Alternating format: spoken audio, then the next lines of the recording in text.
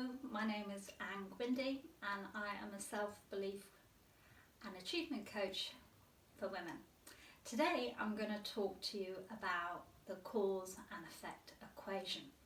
Now this is a term that we use in NLP. If you're on the cause side of the equation, that's the ideal place to be. But before we move on to that, let's talk about the effect side of the equation. So we will all know people who go through their lives feeling like a victim, that everything that happens to them in their lives is someone else's fault, and that they can't take or won't take responsibility for their lives or what happens to them.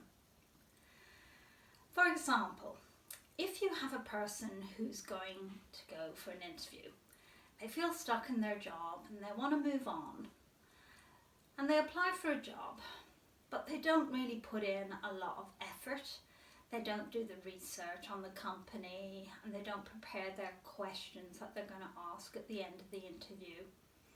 On the day of the interview, they'll get up, not giving themselves enough time to be able to get themselves in the right state, and as a result they might miss their train or be late for the interview or arrive in a bit of a fluster, and needless to say the interview doesn't go that well, and that person will come out of the interview and they will start blaming everything else but themselves.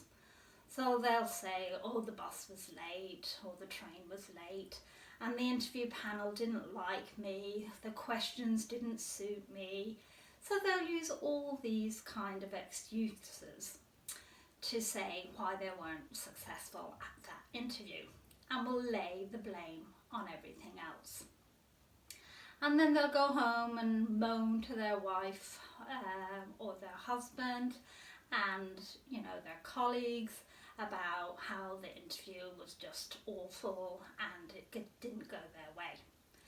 These are quite difficult people to be around, and you want to try and avoid them at all costs because they're just really heavy going when they've got that victim mentality.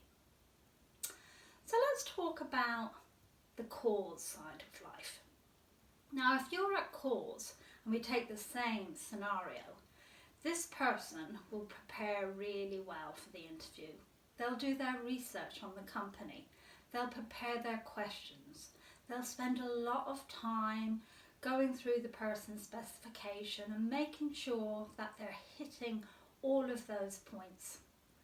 They get up early on the day of the interview. They make sure that they've built in plenty of time for the eventualities like the late bus or the late train.